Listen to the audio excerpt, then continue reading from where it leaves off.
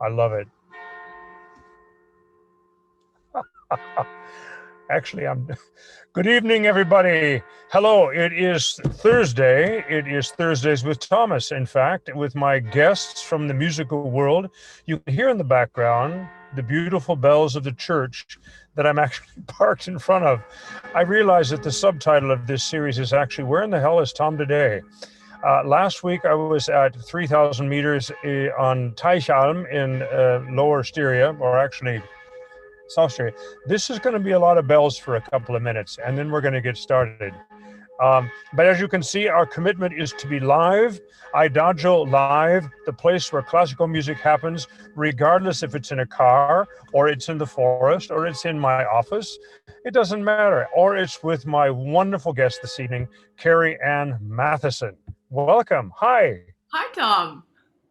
So why am I talking to Carrie-Ann Matheson? Well, who's Carrie-Ann Matheson? Not that you're so unknown, but it might be that to our lot of public, it's sort of, she must be a musician. Yes, ladies and gentlemen, she's an extraordinary musician. And I thought it would be interesting to have a talk with somebody who actually works inside of what we do. Carrie-Ann and I have been at the Met for a long time. She is a wonderful coach, a wonderful pianist. She is the pianist of choice of Joyce DiDonato and Rolando Villazon, among others. Luca Pizzaroni and Thomas Hampson have had her for some of their Tom and Luca concerts. So, but Carrie-Ann is really known.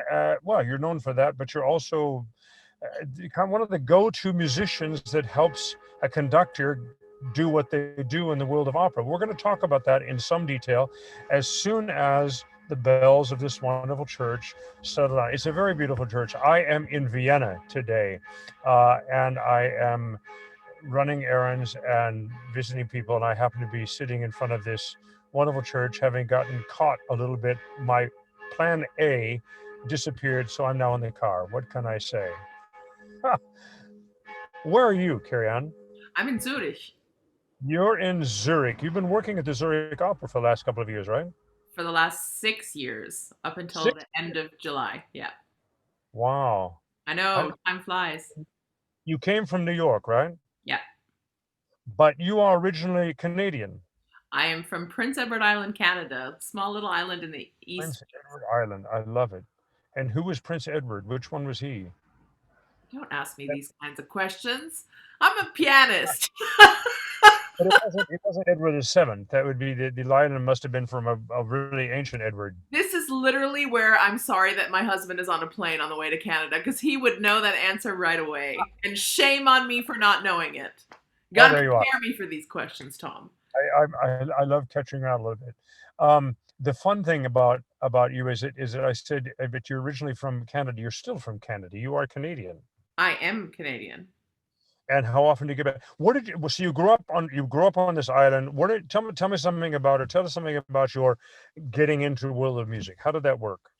Well, originally, I started like most kids, just taking piano lessons, and I showed an aptitude for it. And so I ended up having the great fortune of having a fabulous teacher at a very young age. And so she sort of guided and nurtured me, and it was clear that I could do it and should do it, Right. and I did it. Did you want to be a pianist? Actually, well, no. I liked winning things. I think that was the truth. Is when you're a kid and you're doing music festivals, like local music festivals, and you get to win prizes and ribbons and a little bit of cash. For me, that was really hugely enticing. Um, and I just sort of kept doing it. But actually, I wanted to become a psychologist when I went to college. That Handy training for working with singers. No kidding. No kidding. It's funny how the world works and how my love of music, my love of literature, and my love of psychology has all come together in this wonderful art form. Without a question. Where did you go to school? Where did you go to university? I went to a lot of universities. I started my first You degree couldn't, is you couldn't get from in, or they couldn't keep you, or you uh couldn't, or what? say that What do you mean again. a lot of universities? Did you keep getting thrown out? No, no, no. I couldn't make up my mind. I decided to move around until I found exactly what the right thing was. So I did my first degree is in music education. So I had to learn how to play all of the instruments in the band and the orchestra. It was crazy. University of Prince Edward Island in I Charlottetown, love. Prince Edward Island. And then I started. Well, actually, no. Before I went to UPEI, I spent 1 year at McGill University in Montreal Right. as a solo pianist, and that wasn't really the right fit. So then I went to the other end of Canada and started a master's degree at the University of Victoria in solo piano. And but it was so clear to me that I am not the kind of person who wants to spend 8 hours a day in a practice room on my own. So Thank yeah, God. well, solo pianists. Maybe Andra Schiff. Yeah, exactly. Solo Yeah. pianists. That's their life. That was not what I want, and I love to share energy with people. So it was clear that I needed to study really collaborative arts. So just to be clear, and you mentioned it, Prince Edward Island is actually in the area of Toronto. No, it's east. It's right above Maine. So it's the Atlantic provinces: New Brunswick, Nova Scotia, Newfoundland off to the side. Right, right, right, right. Got it. Okay. And so you have 5 degrees in speech languages, and you've decided to do what with yourself? No, you from all of these colleges you went to, did you come out with some certificate? I did. I have a bachelor's degree, a master's degree, and a professional studies degree. My master's is from the Cleveland Institute of Music in Cleveland, Ohio, and my professional studies is from Manhattan School of Music. And then I went into the training program at the Metropolitan Opera. From Manhattan School of Music. I Yeah. don't think I remember you saying that to me before. I'm on the board. I I'm know. a I'm a dis I'm a distinguished visiting professor of voice and digital education technologies, and I've I been on the board for way too long. But I love it's a wonderful conservatory. We're having our big virtual gala on the 2nd of October. You should drop by. I'll have you in one of my virtual rooms. It's going to be late at night for us. I don't know where you are, but we can talk about that. Be I'm fun. yeah, I'm playing a concert that night, so maybe after. Hey, we're going to be at it for a while. Where's the concert? In Paris, in the Eiffel Tower. Oh my goodness, is that with Joyce? No, this is with Benjamin Bernheim. Ah, with Benny Bernheim. Yeah, Wonderful.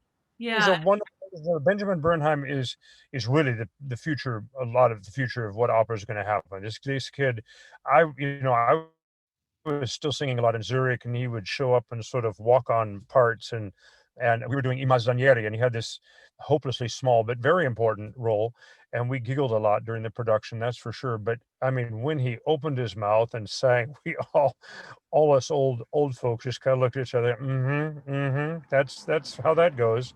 He is the most extraordinary herald I have ever heard in my life in Don Carlos. And Okay. he was with Jonas and I in Tony Papano in 2015 in Salzburg. I mean, it was really just it was a showstopper. You've never heard this role sung so well. Anyway, he's now doing Taminos and all sorts of things. He's really on his way. What else is he doing? You just wait. If you have a chance to hear him sing Des Grieux, the Manon Des Oh, Grieux, I uh, can imagine. it's one of the most astounding things I have ever heard. And I mean, we are I've been his coach for a long time, and we are recital partners. And but boy, everything just comes together when he sings that music. And that's not an easy role. I know, but for him, piece of cake. I love it. No, he's a wonderful kid. So you guys are doing recitals. You've actually done quite a few recitals, haven't you? Yeah, we did one at in Salzburg this summer, Yeah. and we had a bunch. Of course, COVID got in the way, but we managed to get some in. So let's go back a little bit. Got out of so you've got your degrees. You're ready to go. What happened? What happened from? Gee, I don't know what I'll do. Maybe I'll be a pianist, or I'll do something, or I've got these degrees. What happened that you became that you came into the opera world? That you became such a coach? Was that sort of a lark or an accident or what? No, I'd been doing some concerts with a trombonist in Victoria in British Columbia, and he said, you know, you've got this drama in your playing. You would be perfect for working with singers. And I was not so interested, but he managed to convince me by playing me the sort of the right selection of music. He played me a lot of Puccini, a lot of Verdi, some stuff that sort of gets in your gut and rips your guts out. Some good singers, I imagine. Yeah, of course, of course. And so yeah, so that's how it started. But then I, on a total chance, was auditioning for the collaborative piano program at the Music Academy of the West. Another alum here. Yeah, Wonderful. I know. I was following you all over the Yeah, place. right, right, right. And so Meryl and I was a friend of mine was auditioning for the vocal program, and she said, "Would you play for me since you're going to be there?" And I, yeah, okay. And Marilyn Horn was in the room, and Marilyn stopped me as I was leaving the room, and she said, "You need to play for singers." And Good. um, and I thought, oh yeah, okay. But I went and I did the next summer. I playing with violinists, wonderful instrumentalists. And then one day, Tom, I walked into the big masterclass hall, and Warren Jones. The Lotte Lehmann Hall. Yeah, but it was a Bravenel hall then. Oh no, then the recital hall is Lotte Lehmann in the big house. You're right. The big auditorium, the performing auditorium, is a Bravenel. Yes. Maurice Bravenel, who is a wonderful conductor of yesteryear. I knew him quite well. He was quite an amazing man, and Yeah. a real pioneer for Mahler studies in America as well. He was a Utah Symphony for many decades, as well as dear friends with Darius Milhaud, who's one of the early founders of the Academy of the West, and he and Lotte Lehmann were very, very, very close. And Yeah. that's why he. Anyway, sorry to interrupt all these little parenthetical historical trivia, but go ahead. He's That's cool. walking, and there's Warren Jones. And there is Warren Jones teaching a class. And I had never heard anybody talk about music in that way before. And I knew that that was the man that I wanted to study with, and that I was going to do whatever it took to get to study with him. And that's what I did. I worked and worked and Warren worked and Jones is also on the board of trustees at Manhattan School of Music, and one of my closest friends and oldest colleagues in this business. I learned Ariadne auf Naxos with poor Warren. I think that's what cost him his hair, but never mind. That was way back in the early '80s. That quartet was the weirdest thing I'd ever tried to learn in my life, and knowing that I'd be hopping around and as the harlequin, and it was just it was just and poor Warren was wonderfully. Warren is a bit of a legend in our business, ladies and gentlemen. Warren Jones is a phenomenal opera coach and has a prodigious musical memory.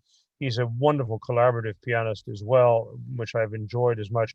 I can tell you when I went to Merrill in the early '80s, Merrill is the young artist program in San Francisco. I was assigned to Warren to do some coaching. So I walked in and he said, "So what are you want to work on?" And I said, "Well, I've got, Bella Siccome Angelo from Do Pasquale. I've got, Odo mein Bruder Abendstern. I've got Traviata, and I've got the Barbara Seville." She says, "Oh, well, let's do the Barbara Seville. I think they're probably going to have you sing that this summer." And I said, "Great." So, we go off. There were no books on the piano. I mean, there weren't not even Lang on the piano. They just weren't there. So he started off. And then he started stopping and giving me measure numbers and starting and correcting the Italian and changing the phraseology and so forth. And nary nary music was to be seen. Anyway, that's Warren Jones, ladies and gentlemen, and he's also, but he's that seems like a circus act, but it comes from this prodigious musical memory and insatiation with music. I just adore this guy. Yeah. Anyway, so you studied with him at Manhattan, Yes, at Manhattan School and at Music Academy of the West. And then I got into the Met program straight out of there. And right? then, everything just sort of. So you were an apprentice pianist, like Vlad Ivtinka. Uh, Exactly. were you guys contemporary? No, actually, so I spent 2 years as an apprentice, and then they created a position for me as the staff coach of the Lindemann program.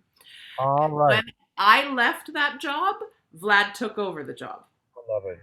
And you left that job to go on serious staff at the Met. Yeah. And you guys, were you also a prompter? I was. Okay, so your title, and this is what I want to get to, is it, and I'm unraveling this story for you, ladies and gentlemen, because we're going to get to a real punchline a little bit later in the show about Carrie-Ann. This is, you're really experiencing what happens a lot, a lot of the Carrie-Ann Mathesons of the world, sorry to use you in the third person like that, you never get to meet. And without them, nothing would happen. Hmm. And none of us singers would get our I was about to use a bad word, would get our stuff together, as it were. Never mind. So, but at the Met, they call you assistant conductors, don't they? Yeah. This is a very big thing, ladies and gentlemen, because prompters in a prompter box, when you hear about prompters cliche wise, you think they're just spitting words at us because we're too stupid to remember. But in fact, the and maybe that was originally way back in the day, but in fact, the point of the prompter is to take care of the stuff on stage so that the conductor can be the big umbrella and the big focus, as it were. And also American houses, especially in contemporary houses, they're much bigger and there's just a lot going on. And to have that assistant conductor, which is really conveying and keeping together, tying up that distance and action on stage versus that's what's in the orchestra, is an unbelievable important and for us life-saving uh, possibility or person. Did you enjoy that? That was some of the greatest times in my entire career, and probably also in my life. I mean, to for example, I remember sitting in the box in front of you when you were singing Traviata with Renee. Of course. And I mean, to get to have the greatest singers in the world in front of you, one of the greatest orchestras in the world behind you, and legends on the podium. Uh, Yeah. I'm a You girl know, from PEI. I've always regretted, and now that and we're going to talk about young people and development and so forth, I've got an idea. I've always regretted that I didn't ever go down anytime in any opera house and actually sit in your box, in the prompter box, and see what that is and feel what that is. I think that actually would be a very valuable experience for any young singer. It's not too late. I'm still singing. Maybe I'd even get better. I don't know. Even get better is a ridiculous comment, but I've just never did that, and it must be because you've got on a monitor the conductor, and you've got in front of you what's going on, but your perspective obviously is as if it's being hidden, and so many producers are apologetic about a prompter box, which I think is ridiculous. I think it's just wrong.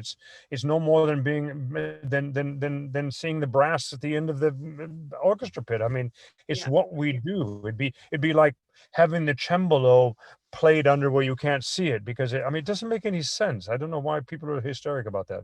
Yeah, it's something that I don't quite understand either. In the end, if the singers feel comfortable on stage, that they have this insurance policy, because look, anything can go wrong on the stage. Something could go wrong with your costume. Someone can be in the wrong place. So the person in front of you could drop a line. Something could happen. You don't see the conductor. You have this insurance policy there where you can immediately go, and it's easy for me to get to you because Right, I'm close right, in front of you. right. The conductor, especially in a house like the Met, which is so Yeah. far away. In Zurich, it's a little bit better because the house is smaller, but it doesn't make any sense because if singers are comfortable, if the musical values are high, then Hmm. it only elevates the show. No? Do they? Well, that would be if you believe, like I do, vehemently, passionately, and very loudly, that opera is a musical art form in a theatrical context, and not a theatrical art form that is accompanied by music. And there's a pretty significant difference. Do you agree with me, or do you want to riff on that a little bit? Does that make sense to you what I've said as a colleague? Well, I think, of course, Tom, I think you have to have it all. You have to have, especially in this day and age, because we are not the same kinds of people that we were 50 years ago. We look at things differently, and we need to have some sort of visual stimulation as well, right? So production values, I think, are becoming more and more and more important. Um, but without music, you have a play. Yeah. So, Well, the so reason why I say it's a musical, for me, where I'm coming from is as a singer. I mean, I love productions, and some people think that I'm a stick in the mud, and I'm not at all. I've been involved in I don't know how many world premieres and new productions, and I love pushing on all sorts of envelopes. But what I mean is that at the beginning of, not even at the end of the day, at the beginning of the day, Scarpia is written by Puccini, mhm, and every breath I take is part of the musical tapestry in which I must unravel this character. But absolutely. I don't get to decide to take another couple of beats there because I'd like to stare at Tosca some more. That doesn't work. I don't get side and say, well, I'm not sure. In my contemporary world, I don't think that E flat major section of the aria doesn't make any sense. Wouldn't it sound better in E minor? you know you don't those are not our decisions. That texture is there, and that's what I think producers are there to do, is to start there and burst their imaginations and their pictures and their ideas out of that, quite frankly, sometimes harmonic rhythmic context. And the best ones do that. And the best ones do. I mean, Peter Stein, again, the Don Carlo in Salzburg, does all of his productions from an orchestral score. Yeah, Very much. yeah. Anyway, it's another kind, not mean to bang on that, but this training and this, then going through and then getting in the Met, and of course you're working with more and more singers. So what was it like to start working? I mean, you had an awful lot of young singers, and you're learning your language and how to work with singers, and I'm sure there were moments where you thought, "Oh Lord, I've been insulted," and then you've had obviously the successes. But what was it like to start working with potentially singers that were teaching you? Oh God, I have such a great story about this because I True. didn't know anything, Tom. I mean, I told them in my audition when I walked into my audition for the Met, and John Fisher was there and Ken Noda was there, and I said, yeah, look, I have very little experience. And I did my Met audition on 3 days' notice. And because they had not found the right fit for the program, and then they approached me and asked me to come, and I threw something together and went in and played for them. And I said, look, I don't know a lot of things, but what I can promise you about me is that if you teach them to me, then I'm going to know them. And so just teach me. I can do it as long as I have access to the information. And so in my one of my first coachings, I got into the program. Obviously, I started immediately. And in one of my first coachings was this wonderful South African soprano named Angela Gilbert. And Angela Yeah. had sung a lot before she came into the Lindemann program. She'd sung quite a fair bit in Europe and also in South Africa. And she brought in Traviata. Now, Tom, I had never seen Traviata at that point. Had never seen it.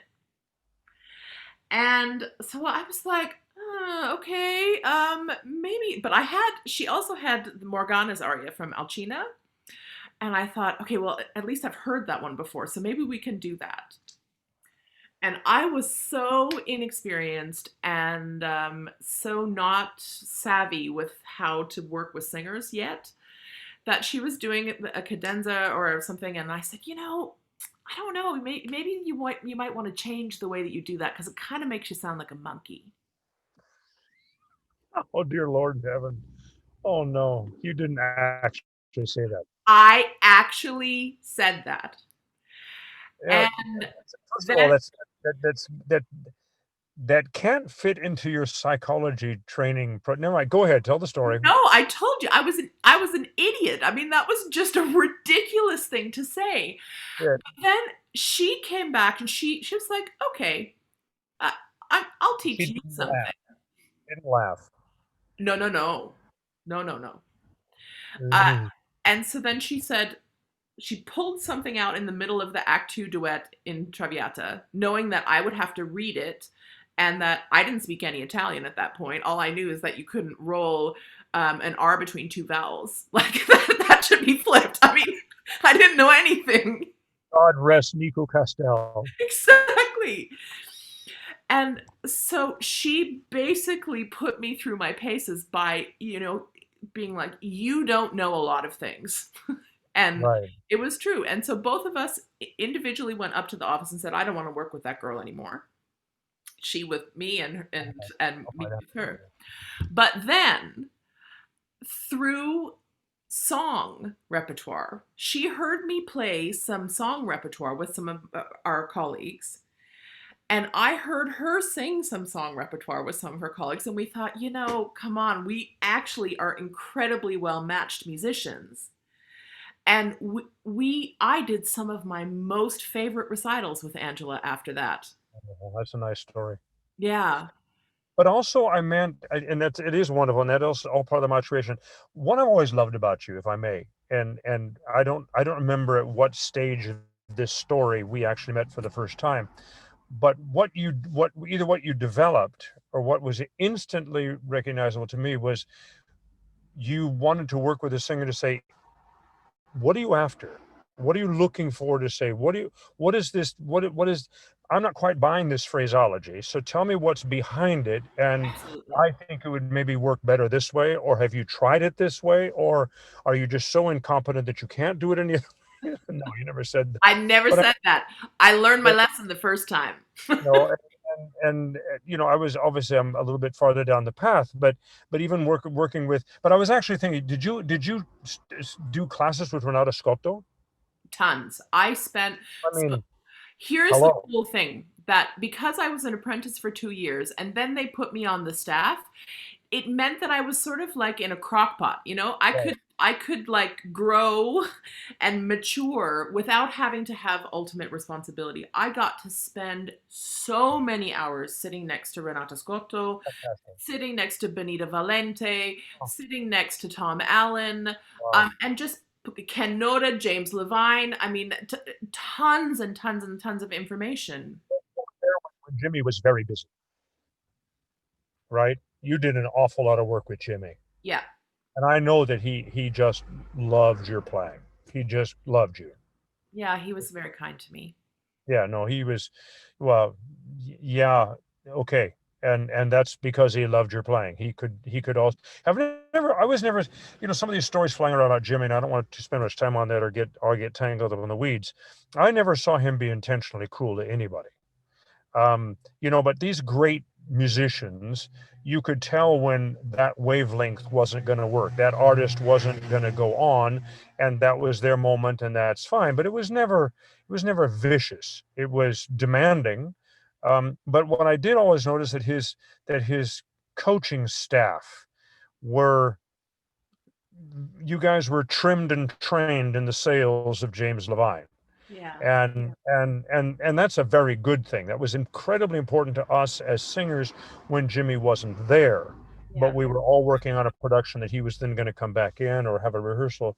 And you were extremely good at that, at holding that line. And I imagine holding different lines for different conductors is a challenge, is it not?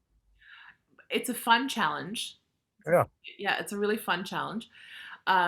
And that's really, that part of things has developed a lot since I came to Zurich, because I've done so much more Baroque and early music since I've been here, which I never got the chance to do at the Met because there's not a huge repertoire. 4,000 seat houses don't really work the Baroque repertoire like you can in Zurich. But never mind. Exactly. Well, you Exactly. actually came to Zurich. Okay, let's jump into that. You went from the Met. You got an offer to come to Zurich actually to coach, play, and conduct, Hmm. right? And Yeah. you did, and that was something you wanted to do. You wanted to actually, go back and hear all those instruments again. I think I'm a person who I'm always looking for new challenges, and it was time to see how that was going to work, and I wanted to know what it felt like. And I can tell you now that I've been on the podium, I am so much better at my job, all the other parts of my job, because I know what it feels like to stand there. Yeah, I completely get that. And as a conductor that does conductorless things sometimes, to actually show somebody what you're doing by singing, This is something that singers really, you know, you have to awaken. You have to awaken that. Let yeah, okay. And so Zurich, you got six. By now, I don't, probably in New York, you learned Italian. Yeah, I used to spend my summers in Italy working for a program there. And see, that's another thing is that it's all little drops that go together to form a musician or form a career. So Joan Patnode Yarnell, who was a really wonderful New York voice teacher, had a program. Yeah, she's wonderful. She had a summer program in Urbania, and I would go and coach there for the summer, get to speak Italian all the time. It's just little fortuitous things that build your repertoire as a musician and as a In coach. Zurich, dann kam sie Deutsch. Yeah, Aber German or Swiss German? nine, only German. I I Although today I have to say I had a little exchange in Swiss German and I surprised myself.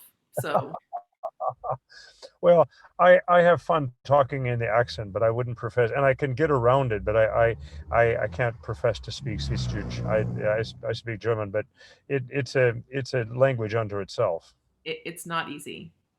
All the vowels are No, flipped. yeah, I mean, there's just so much flipped, but never mind. So now we have you, and were you working with young artists in Zurich as well? Yeah, I did a lot of work with the opera studio, the International Opera Studio here, um, just as coaching, and I conducted their galas for the last few years. Right. Um, Actually, my first year here, I conducted their production, and was going to conduct their production this season not been had I not decided to go somewhere else. Well, okay, let's get to then the punchline I'm going to is you're listening to this wonderful story and development of a musician and one of the preeminent coaches and collaborators in our business, Carrie-Ann Matheson, starting in January, if it isn't, Yeah, is the artistic director. Is that your title? correct. They've melded the Marola and the Adlers together or not?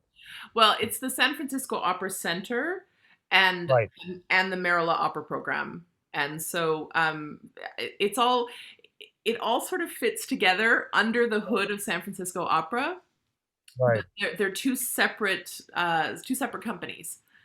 Okay, so now you're becoming. Does it feel like you're becoming?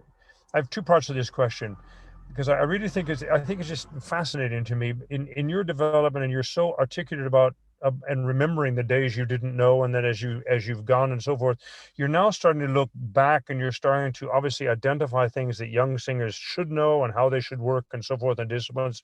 We're both very passionate about that. Mhm. But now with this position, are you still going to have as much hands-on musical time, or are you going to be sucked up in the administration? No, the main part of my job is going to be hands-on musical time. San Francisco was brilliant in how they handled this because they hired my partner in this. His name is Marcus Beam, and Marcus is a manager at IMG, and he All was right. a singer. And so Marcus will handle most of that stuff, and I will handle the in the coaching room stuff. And so between the two of us, we have extremely complementary skill sets, and so they were really smart actually in how they Are did you this. are you picking your own staff of coaches, or are there people there already?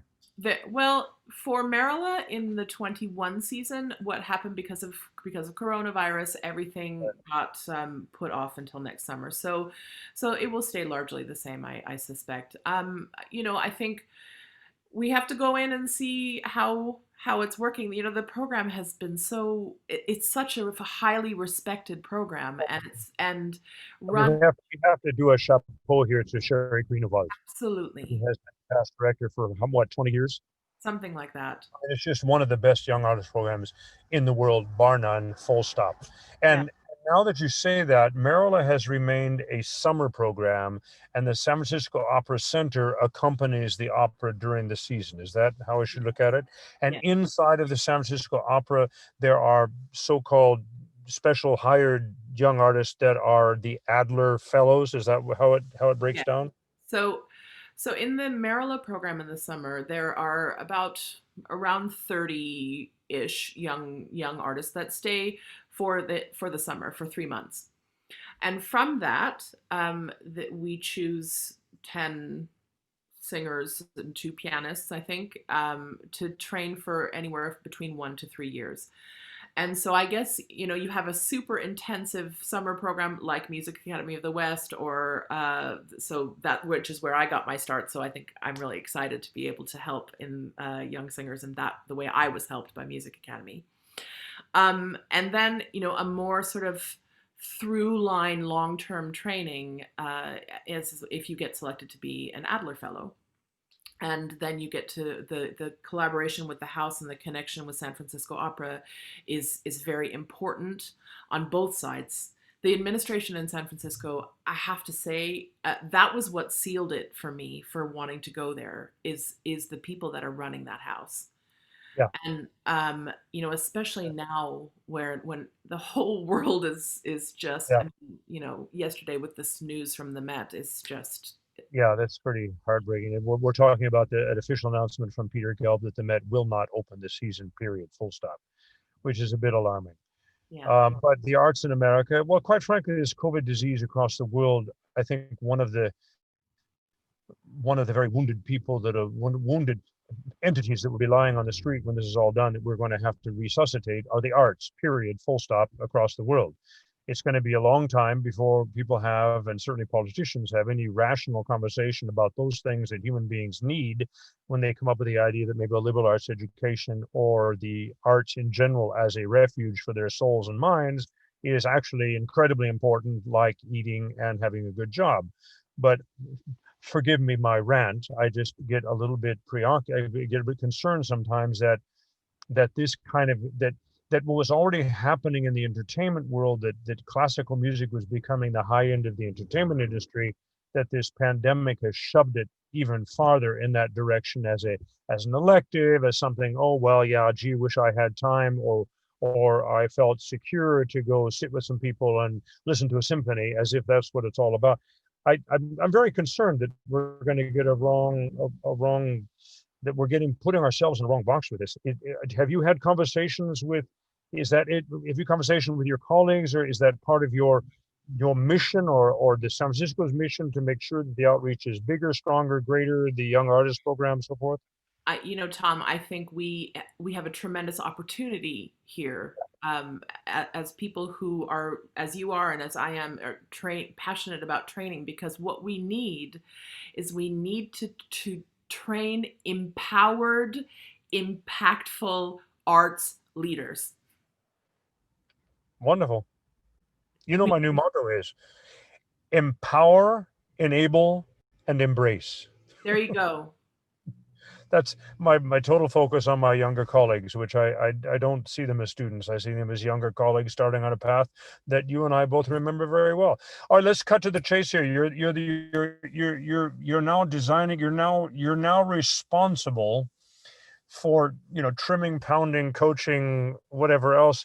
But there has to be in your mind, or maybe even on paper, what are the essentials for a young singer? What's the now that you're going to have some charges, that you're going to be charges, meaning people that you can actually kind of see on a 3 month, 6 month, 9 month, 12 month, 18 month progression kind of thing, is I don't want to be too mechanical about it, but you know what I'm driving at. What do you think are some of the absolute essentials that a person in a young artist program must master to move forward? That's such a great question, Tom.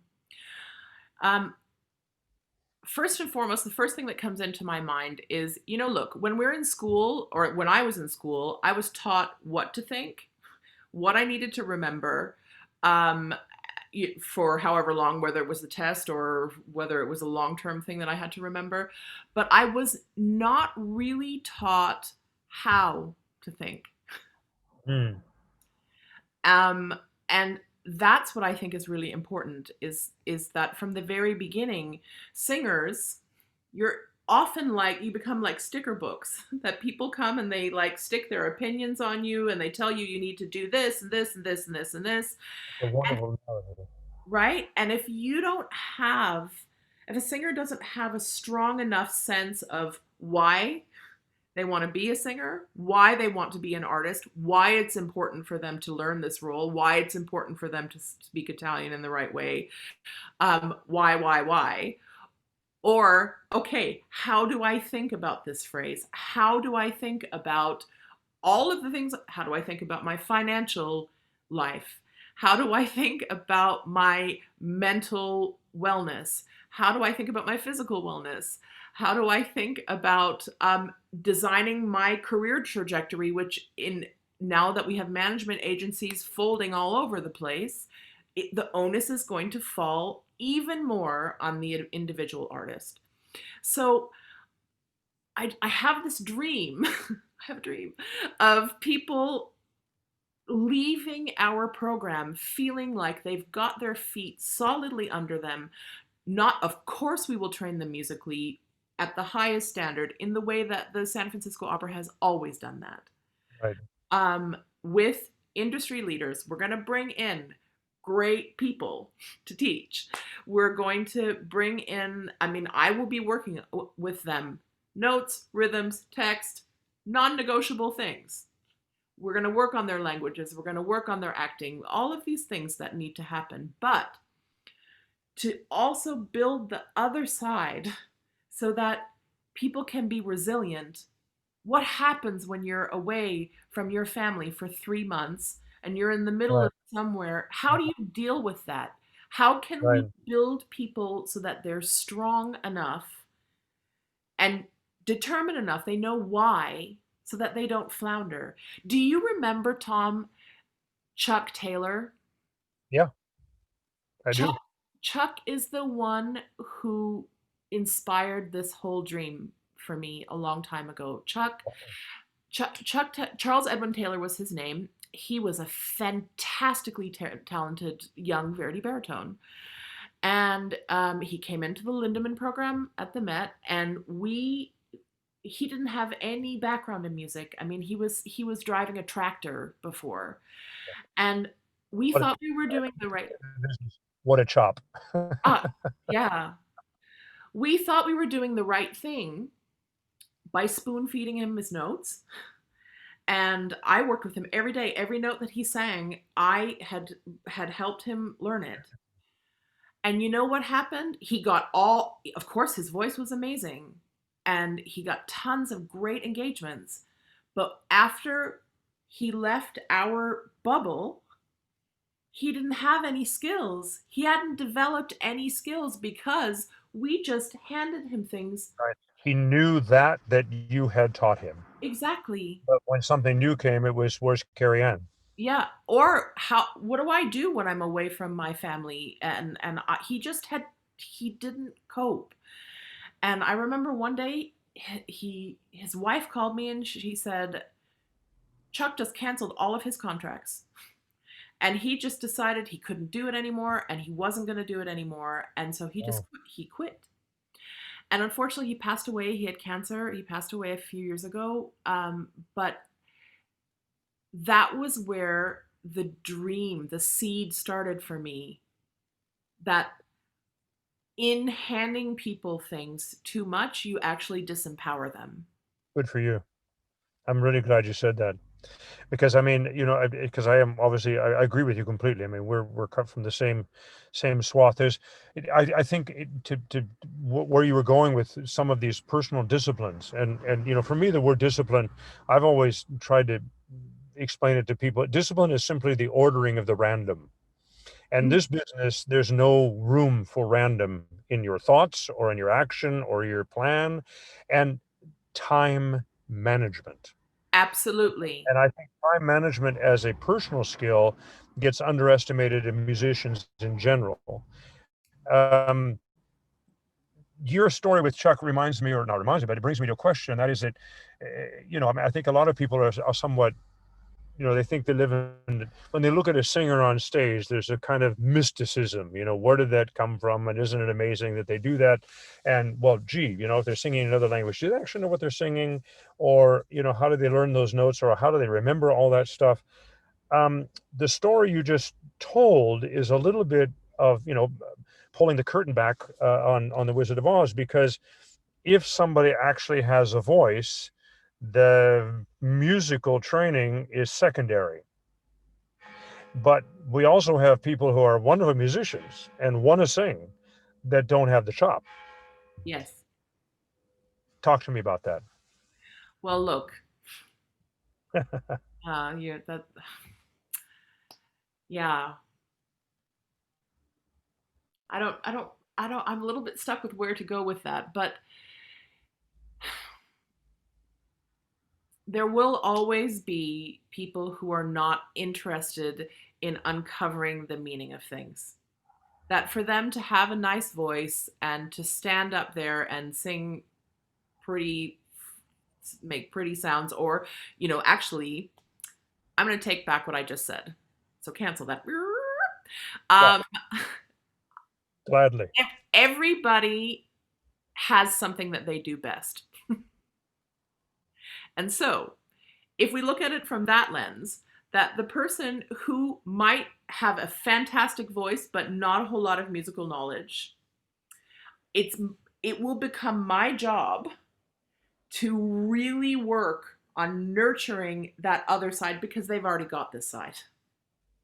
And so I have to, then it becomes my responsibility as the director of this program and with my colleague Marcus, that we have got to sort of figure out how to unlock where that person, where the key is for that person. I believe that it is there in everyone, Tom. I really do.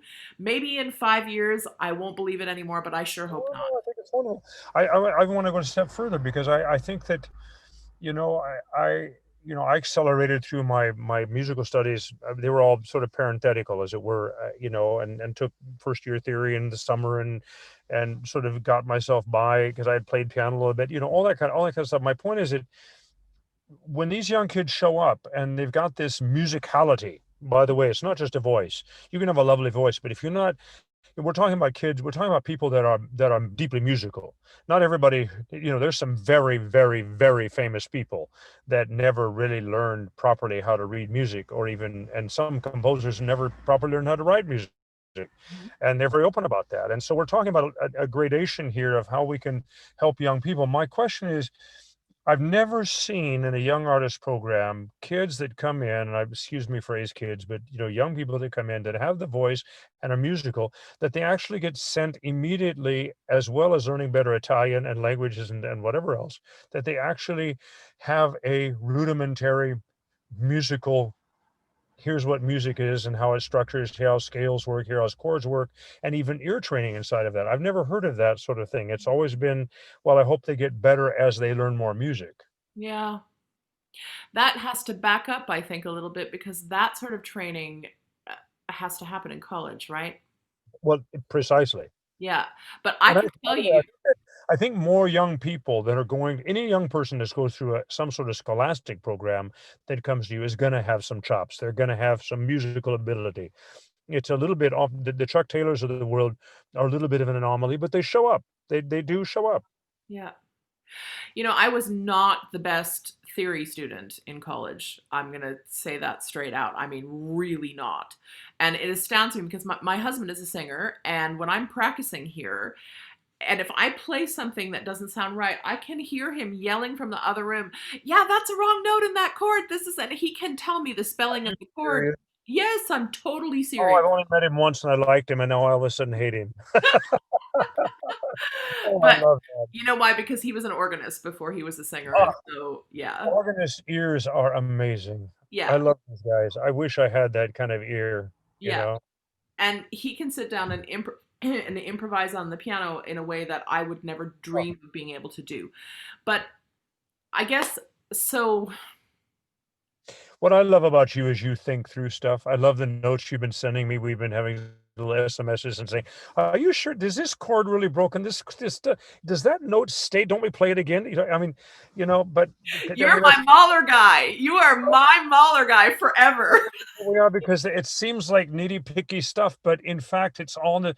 Well, what would I think the song is about this, and wouldn't that make more sense if it was like that? And that's what all music is. I mean, we have to always ask, why that note? Why those words? There you go. It's about the why. Well, I think the why is the whole essence of it. And people say, how? It, why will teach you how. I love that. Why will teach you how. That's awesome. Right? Yes. And some people think that's intellectualizing. I don't think that's intellectualizing at all. If you don't know that Nemorino's drunk, then what the hell do you care about Una Furtiva Lagrima? You know, why isn't it then Cinque Furtivi Lagrime? Come on.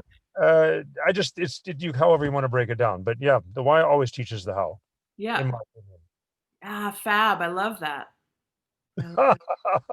Well, for a plane ticket, some good food, and a hotel room, and maybe a couple of crinkles in the hand, I'd love to come over and play. That'd be fun. Well, let's talk about that. But by the way, I'm glad to announce this. I'm going to announce something tonight, Idagio, just spontaneously. What we talked about in Zurich, it's happening. Me with my Hampson Foundation is partnering with the idagio.com complex, and especially the Global Concert Hall. And we're creating a series called Arts at Future. And I'm selecting 4 or 5 young artist programs and 4 or 5 conservatories for the first year to give me the best of their best, whatever department they want. And let's let these kids have their own moment on a wider stage and have something to look forward to in this deeply stressed COVID time. That's my real passion. You don't become a good musician, much less any kind of singer, if you can't sing. And the possibilities of performance are becoming so limited. So what we talked about in Zurich, it's now an official thing. You're getting my email tomorrow. Here's how it works. I want the San Francisco Opera Center to tell me what day they're going to have just a showcase of what you do in San Francisco with these kids singing on the Global Concert Hall in the series Arts at Future. So they're not being compared with the other professionals and the Renee Flemings and the Jonas Kaufmans of the world. This is about young people finding their way to become serious professionals. And I'm really, really proud to put this together. I'm so Amazing. the Idagio love the idea. The Hampson Foundation, we do the heavy lifting on it. And by the way, the proceeds, because it is a paywall, and it'll be a paid for concert, just like the Global Concert Hall is. It's a very humble amount of money, and anybody can afford the ticket, and it's quite wonderful. People get to participate, but the proceeds are then 70 straight to you guys and 30 to the Idagio complex. Awesome. So if you get 4,000 people watching this, you're going to generate some revenue for your class. If you get 800 people, Revenue is good these days, more than ever. my passion is for my young colleagues that they have more, and it's not just, oh, here I am, aren't I wonderful? In fact, in the back of my mind, and you're going to love this, and you can close out with this, I want them to have the opportunity to make mistakes. Totally. The right to mature is, my opinion, the most important thing that we can give any generation behind us and that generation behind them. And that's what the generation that's in front of me, especially my conductors, gave me, patience. Uh, and that's just that's what we do. Does it make sense? It makes total sense. And that we have to have that. You have to feel safe to fail. Because Bravo. that's what we learn from. I've failed a bunch, and I've learned every single time. Well, you're not going to fail in San Francisco. Oh, I'm sure I'll fail at some things, but that's okay. Once I fail, I figured it out. Exactly. This, ladies and gentlemen, that's Carrie-Ann Matheson. Love you, darling. It's Love great. you too. Thank you for the chat. It's great Thank to you, see you. ladies and gentlemen, for visiting with us and getting to know really one of the wonderful personalities and musical forces in our business, as it were. Anyway, God bless. Safe travels. Thank you, Tom. I'll be texting you soon about a Mahler song, no doubt. So I look forward to it. Bye bye. take Thank care. you, everybody. Thank you for being patient with my improvised. I think you're right. The car is nice. I was going to use a virtual background, but I think it's been okay. Question is, where am I going to be next week?